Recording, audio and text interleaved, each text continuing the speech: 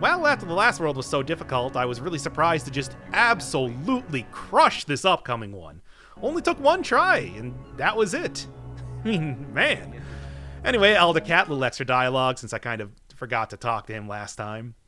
Also, by the way, 3 out of 5 is not halfway through, but whatever, go easy on him. Maybe math is not a strong suit. Anyway, the Innerworld, represented by the astrological symbol for Venus, which, for once in the game's history, actually has something to do with the upcoming boss. I mean, not much, but I'll point it out when I get there. Anyway, the big thing with the Innerworld is that it's going to be a lot of levels that you've already seen. The fact that I've gone through 3 worlds already, and a lot of them, well, actually every single one of them, I would say at least half a dozen times, like half a dozen minimum, I have seen a lot of levels that this game has had to offer just based on RNG alone. And even some of the newer ones, for example, this really cute cat petting level, is not tremendously difficult. Which, you know, fine by me. I'll take as many lives as I can possibly get. That's an important thing in this game. If I was going to give any advice on how to tackle any one of the bosses, just try to get 20 plus lives. You can always... Outlasting the bosses is definitely a valid solution. I mean, can you technically beat every single boss without losing any lives? Yeah, but, you know, it's way easier tanking your way through by playing all the levels really well. I think that really the thing that contributed most to being able to pass this world, like, more than I had before, is that I would say that when I started out PUSS, my mouse control was maybe not the best. I mean, if you've been following the channel at all, you know that I am not really one to play a whole lot of shooters, and in general, I'm just like, more platformers, a lot of keyboard control. Hey, here's the error level. Nice to see this one again. I don't think I got through this one as smooth, but at least quicker than I did last time. But yeah, I mean, hey, so I'm finally getting a little bit of practice here. Maybe PUSS is going to be the thing that's going to turn me into a Fortnite superstar. Start making the real money, the real folding money on YouTube here. Or Twitch, or whatever. Okay, no, probably not, but hey, it'll at least prepare me a little bit more for, say, like, Gungeon, if I ever eventually do a series on that. We'll see. Oh, and I mentioned this last time, but I did get Icarus as an ally, and I still have absolutely no idea what he does. He looks very menacing in the upper right corner each time I pass a level, but, aside from that, the implication seems to be that he'll, like, maybe do extra damage on bosses, or, like, give me some sort of power-up that increases my damage. I don't know, I got nothing. Very, very Hotline Miami-esque thing with a poolside and palm trees. Of course, I mean that's an entire thing with this game. I mean it's the aesthetics, as you know. Gore level really showing that here with a cat shooting a bunch of laser beams out of his head. I don't know. Oh, whatever. I mean, this is such an easy level, and yet I've screwed it up so many times, like you just saw right there.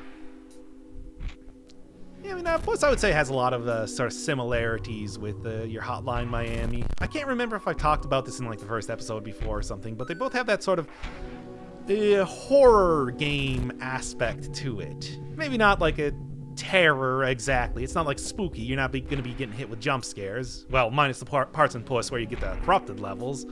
But more like tense. Have you ever played the game Thumper, the VR game Thumper? It's very similar to that, where it's not really scary, but it's just like the atmosphere is oppressive. Cat's apparently doing the Spider-Man kiss in the bottom right corner. Man, whatever. I will take easy levels when they come to me. And this one, I would say, very much easy. Yeah, I almost screwed that up there, but hey, at least you got the last chance mechanic coming in the clutch. Yeah, finally starting to really finish up with PUSS here. I mean, and not based on like I mean, I still got like a couple worlds left, but I feel like I've seen a large amount of content at this point. Really mastered this game in so much as you can master something like this. I mean, after all, I would like to say that I've probably become the foremost expert on this. That's not true at all. You got like Arcton doing speed runs of this game and stuff.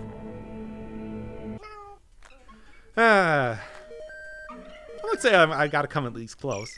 Hey, one of the things I always wanted to do with my YouTube channel was kind of like put the spotlight on some of the games that are overlooked by a lot of other people. And I want to say that PUSS has not gotten the amount of attention that it deserves. It's something that feels like obvious when you point it out, but with the amount of like, hey, look at this stupid, awful game stuff on YouTube, I do genuinely like this game and really have enjoyed playing it a lot. It's like, I do think it's a pretty good game, a pretty fun game to play, as much as it is just every part of it, like every part of it is kind of a, seemingly a test by the developers to see what exactly they can get people to play. Alright, let's get to the boss here. And with, what is that, 21, 22 lives? That's, like I said, 20 plus lives. That's enough to tank your way through just about anything. 21 plus the extra... Plus the extra barrier due to Jesus power, which, yeah, sure, why not?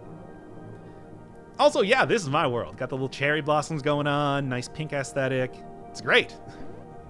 How much you want to bet that the boss is going to have absolutely nothing to do with this? I mean, you have seen this game before. I'm going to assume that you probably didn't jump in on PUSS Part 5, but yeah, no, it's it's completely different.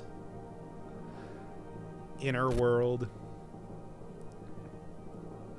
Like I said, I mean, it just makes me think of Inner Space with, what was that, Martin Short? And that Russian guy who got dissolved in stomach acid? You ever saw that movie? That was just like the most grotesque thing in what's otherwise a movie that has Martin Short in it. Ugh. Frankly, I'm glad they didn't have me going through any sort of giant belly of the beast here. Not out of character for this game, though. Another one comes. Your princess is in another... Alright, I know it's normally my ethos not to talk during cutscenes, but what the hell, Team Coil? What is this dumb memery? Anyway. No. This one is mine.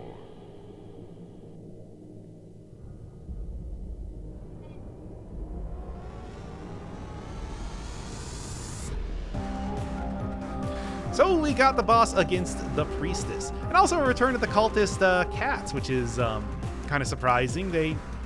Despite the fact that this is supposed to be a game about fighting demonic cultists, it hasn't really come up too much until this boss again. So anyway, the priestess, which I completely did not understand when I was fighting her, you are supposed to be dragging her over the spikes that appear in the arena. Yeah, I just thought she was taking damage at random. And then all I had to do was, it was just, you know, a timed boss battle. After you spent X amount of time, she just took damage naturally. It's like, no, there's actual mechanics here. But whatever, this is the result of me having 21 lives. Multiple phases, though, too. And in this one, actually, she actually does take damage constantly for reasons that I have no idea. And also, you can see that she does leave pools of, I guess, Binding of Isaac would call that creep. But essentially, they will damage you if you stay on top of them. I guess she bleeds acidic yellow blood, or maybe it's urine. I don't know. This is PUSS. That is entirely within its wheelhouse. Let's be perfectly honest here. I would like to point out once again, I do genuinely like this game, but I do also recognize that it is really, really stupid. Honestly, I don't think I need Chronicorn's Blessing, but I did kind of take it as much as I could. Really for no real reason. I was dodging the bullets just fine. I think it was just to try to get a little bit of extra time to figure out, wait, how am I doing damage right now? When it's pretty simple. Good damage being taken there. I mean, it's not just dragging over the spikes. She does also take quite a bit of damage during the phase where she shoots out the eyes. Also, yeah, I can see that this is supposed to be a cat, but it's like, it's the weirdest looking cat possible. I'm not even entirely sure what I'm supposed to be looking at with this, but I guess like super Photoshop cat face.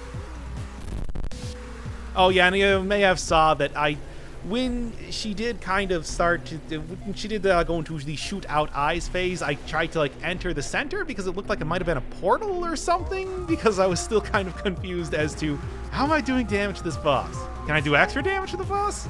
I have enough lives, I can throw away one here. Hey, it's those little things. Be seeing them a little bit more later. I mean, the demonic themes might be a little bit light right now, at least up until this boss, but they will be coming back with a vengeance. Haven't you seen the corrupted levels? Oh no, I think that was the one where I tried to go inside the priestess. Like, you know, inner world, inner space. I was just talking about it. Maybe it's a thing. It's not. Oh, Puss. It's such a... Oh, yes, and I did mention at the start the whole, Venus thing. Don't worry, that's coming up. Just gotta kite her through a couple more spikes. I've gone through 13 lives here. Entirely unnecessary. Hey, along with mouse controls, I have gotten a whole lot better at doing the old Toho thing. Now she just turns to that one boss from Battletoads where you're on the bike. Remember that? Anybody know what I'm talking? No, way too obscure of a reference. Rather like when I was talking about the out of this dimension part of, or during the counter world boss fight. Yep. Hi there. Venus, get it? Aphrodite. It's all about love. And this character, who is the princess, I mean, hence the reference to the princess being in another castle. That's the only thing I could possibly think of. Otherwise, they're just, like I said, a Team Coil just memeing it up for the sake of memeing it up. Which, again, this is Puss that I am playing. Anyway, she sends down hearts from the top of screen, and that will give you an extra life if you collect it, much like Chronicorn's Blessing. Maybe we all go somewhere. I would honestly say you should probably unlock That's so adorable. the princess first. Like, it seems like Innerworld's a pretty easy level, a pretty easy world overall, and just kind of randomly having lives drop from the top of the screen whenever you hear like a little, is it a purring sound or a meowing sound? I don't remember. That's extremely useful. That's definitely something that can win your runs. Anyway, since I haven't done this before, costumes. And you unlock more of them after you beat each boss. Yep, there's one that kind of looks like Princess or something. There's Nico. There's one that actually looks like Princess. Probably unlock that after saving her. Jesus. Automatically has like a little bubble around him. Chronicorn one. Cuba meat. I don't even get that one. Whatever. Anyway. A bunch of silly little choices here, but I'm going to go with something a little bit different for the next level, which is to say, going with Nico from One Shot. Still got to finish that one.